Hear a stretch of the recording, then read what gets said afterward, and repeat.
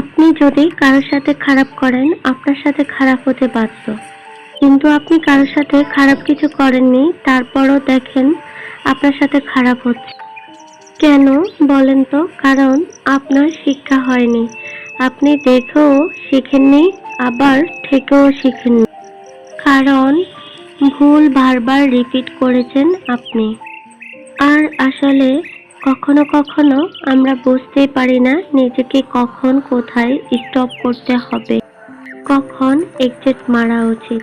আমরা এটাও বুঝি না কখন ভালো মানসিকতা দরকার দেখানো নেই, কখনো যে জায়গায় আমাদের প্রয়োজন নাই সেখানে গুরুত্ব দেওয়াও ঠিক না।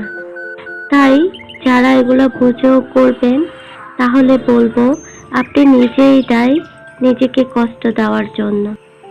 যা যা কিছু হবে সব কিছুর জন্য আপনিই দায়ী, ট্রাস্ট মি। আসসালামু আলাইকুম ভিউয়ার্স, সবাই কেমন আছেন? আশা করি সবাই ভালো আছেন, আমিও ভালো আছি। আফসানা মিমি লাইফস্টাইল ব্লগ ভিডিও থেকে নতুন একটা ভিডিও নিয়ে আসলাম আপনাদের মাঝে। সকাল সকাল ফ্রেশ হয়ে সোজা চলে গেছি ছাদে। এই তো তরকারির খোসাগুলো দিয়ে দিচ্ছি গাছের গোড়ায়, দিয়ে চলে আসলাম বাসায়।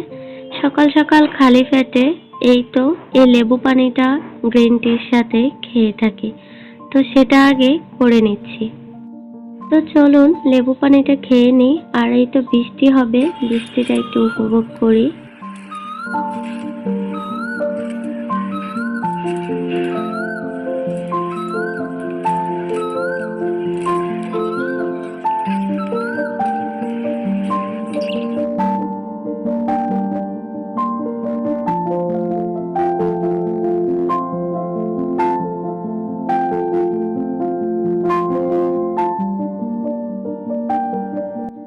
আর এখন এই তো আমার নাতনি কি দিয়ে খেলতেছে, ও এই কাগজটা দিয়ে খুব সুন্দর করে খেলতেছে। তো বৃষ্টি এখনো হয়নি, তাই চলে আসলাম। এই তো দুপুরের রান্না করব।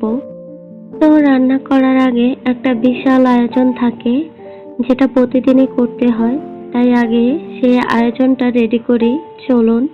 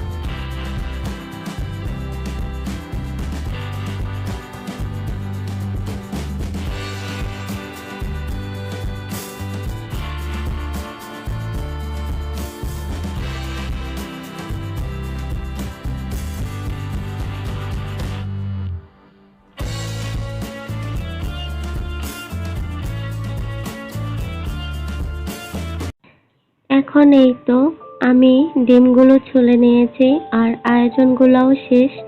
এখন এই তো রান্না বসাবো।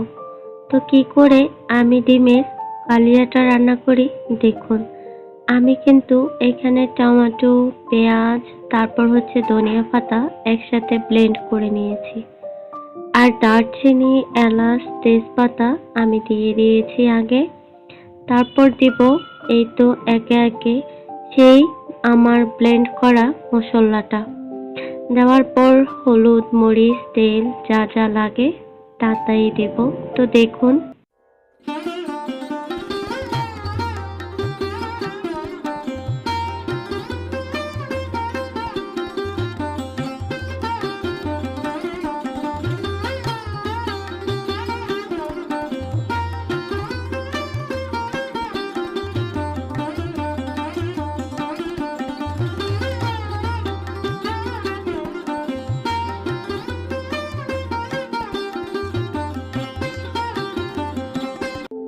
এখন এই তো একটা ফ্রাই প্যানে একটু হালকা তেল দিয়ে আমি পেঁয়াজগুলো বেরেস্তা করে নিব। ডিমের কালিয়ায় আমি পেঁয়াজ বেরেস্তাটা দিয়ে দিলে হয়ে যাবে। এখন দিয়ে দিচ্ছি ধনিয়া কুচি। তারপর এই তো এখনই হয়ে গেছে আমার ডিমের কালিয়াটা। আমি এখন ভেড়ে নিব খাওয়ার জন্য। তো চলুন আমি বেড়ে নিয়ে আসছি। দেখুন কতটা লোভনীয় হয়েছে আমার ডিমের কালিয়াটা।